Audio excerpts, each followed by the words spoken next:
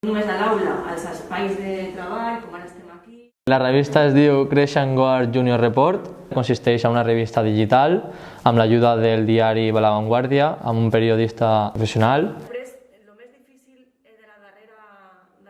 El projecte va de pujar articles cada 2 setmanes. Podem trobar entrevistes, articles d'opinió, notícies, no només de la nostra escola, sinó de Viladecans.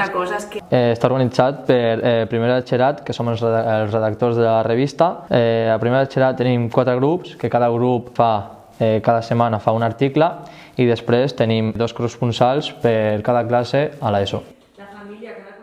Avui hem vingut a fer una entrevista a la Gisela Navarro, una política i una il·lustradora també de Viladecans.